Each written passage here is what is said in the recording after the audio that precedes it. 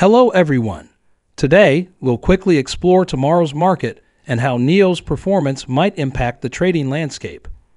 Let's dive into the analysis and uncover the possibilities.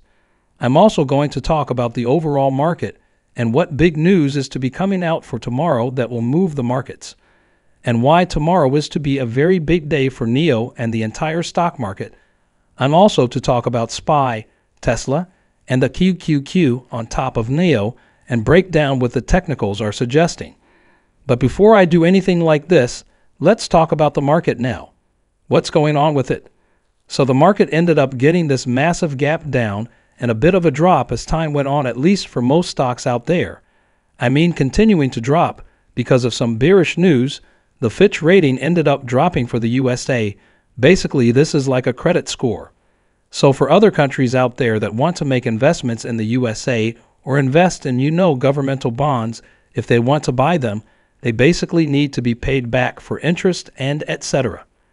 Now when things are made like this, or if the US is going to be taking on investments like this, the problem is, how are they going to get their interest on that? And the answer is they have to depend on the USA. And in order to do this, when it comes to depending on the US businesses, the US government, and etc., we have a rating that's going to be used for these different companies. It's kind of like a credit score, right? If a person has a high credit score, they're more likely to make their payments. They're more likely to do a lot more of a better job. If we have a bad credit score, then things are going to be not as secure for other investments. So the reason why this is important is we had AAA rating, which got downgraded to A8 plus rating. So it went down a little bit. And when this came out, this caused the market to slow down. And it's very important that we were prepared for how this could affect the markets. So now that this happened, this is like starting to trigger a change in sentiment as the market's starting to break critical support levels. But we do have some data coming out that could also continue to move the markets, right? We have the PMI report and initial jobless claims coming out. These things could add on to more selling pressure for tomorrow, or they may not. This is kind of like hard to predict. But what I will say is that we have another major catalyst that's going to make tomorrow even bigger. And the answer is the market could try to hold up tomorrow, okay. But then we're going to be approaching Amazon and Apple's earnings reports. And if Apple ends up getting a rug pull, the entire market is going to tank, especially on Friday. And this could drag down a lot of tech stocks, a lot of consumer discretionaries, and the entire market collectively. But if the opposite happens, if Apple ends up doing relatively well, this could help the market bounce. But looking at the technicals, things are not looking that good for the markets. I will break them down just a couple of minutes. Now when it comes to NEO, I'm just talking about the news and some good news coming out about how NEO absolutely killed it with the new delivery record. At some points, NEO also turned green. I mean, NEO is still outperforming the market, holding up a lot nicer. And I still believe the stock has so much potential as it's continuing to break records and meet expectations. NEO's volume was 79 million above average volume, not bad for them. But it was mixed between buying and selling. So it wasn't like too one-sided like other days have been. And UBS is still neutral on NEO. Alongside JP Morgan, the price-press ratio is still relatively high. NEO is outperforming the market still. And on top of this, we tend to be not the strongest on Thursdays. We're going about 50% of the time.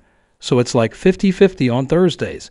And to add on to this, the short interest on NEO has gone up. We're talking about 26 million of the NEO shares shorted just a few days ago. Lots of shorts are continuing to pile in. So now let's break down tomorrow. Why is tomorrow gonna be a big day for NEO? Here's the answer, okay? On NEO, we're gonna be discuss these specific levels very carefully.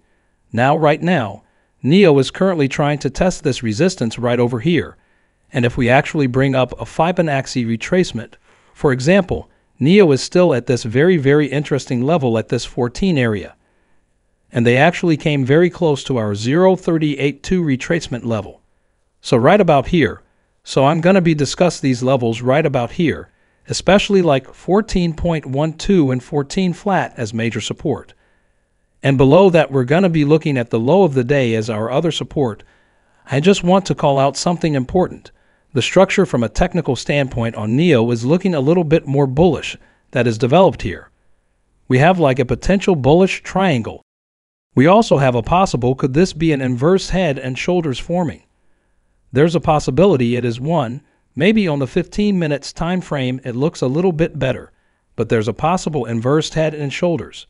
There's a chance NIO could get a bounce tomorrow. But just to be safe, I'm not going to solely depend on technicals because you never know what's going to happen with Apple's earnings and things could go south real quick. But I think NIO could try to hold this range, low of like 4.4 and a high of about the 15 area. We may see a very sideways day in a NIO's attempt to hold above the 15 minutes 200 EMA. I think NIO is going to get a very pretty much like range-bound day.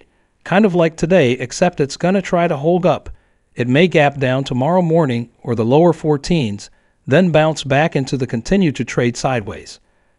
I think SPY could do the same thing trying to base at this 450 area. Did break below it temporarily at the end of the day, and we should discuss a continuation of this lots of sideways price action. Maybe a little bit more downside, the same thing for tomorrow, and it just range trading around 450 and then for the triple key. Okay, I'm talking about the same thing going on lots of sideways price action. A retest of 373, then once again, it continued to trade around there. And I want to also add that for Tesla, it could also try to range trade around 250 for tomorrow. That was just for tomorrow specifically.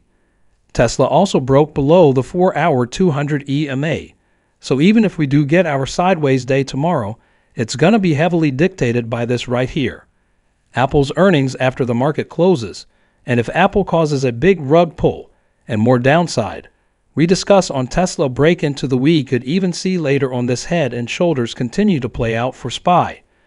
Maybe SPY tries to base a little tomorrow, but then after that a lot more downside. And 446 is my target for this gap fill, if not lower levels than that, which I think will eventually come either later this week, if not going into next week for the triple Q. I am going to discuss the same thing. This thing is going to likely sink even lower into the 368 area over the next couple of days, even if we do get a sideways day for tomorrow, right? And part of the reason why I'm saying that is because the dollar is pumping. 10-year Treasury yield, this thing is going up as well. These are all slowing the market down. Last but not least for NIO, what do I talking about for it? Well, I hate to say this everyone, but even though NIO has been holding up nicely, it's trying to outperform the market. It has relative strength, it's going to try to hold up, but it is starting to downtrend a little bit. So regardless of the inverse head and shoulders pattern that could be forming, if the market starts sinking harder because of Apple's earnings, this could actually drag NIO down. Unfortunately, NIO make its way all the way back into the lower 14s, if not the 13.33 area. I know it's not what you want to hear, but I think here's the thing about NIO. It's still going to try to hold up. It's going to outperform the market, not drop as hard. But when the whole market sinks, there's not a whole lot NIO can do. There's not a whole lot many of these different sectors could do about it. For example, when there was a virus that came out and the whole market sank, most stocks ended up just sinking regardless of what their earnings were looking like. It's not always a company's fault that things like this could happen because of macro factors and also because of how the market is being impacted by the larger funds and etc. So this tends to have a very big ripple effect on other stocks like NIO. And unfortunately, NIO will be impacted by this. So this means if the market sells off more starting on Thursday after the market closes because of Apple's earnings, or by Friday or next week if there's more selling, this could drag NIO down into the 13 area. Notice how the market had gapped down and NIO also gapped down in the morning. So there's a big connection right over here you could quite clearly discuss, and eventually this could lead to downside. Maybe tomorrow NIO has a sideways day, of course, but then later on down the line next few days. We talked about the 13.33 area being tested if not lower levels than that. All right, so I just want to be honest with everyone. That is what the charts are suggesting. Make sure you are prepared for this and be prepared for more volatility very soon. Thanks for watching our video on NIO stock. If you enjoyed this content and want to stay updated on the latest investment opportunities, make sure to subscribe to our channel.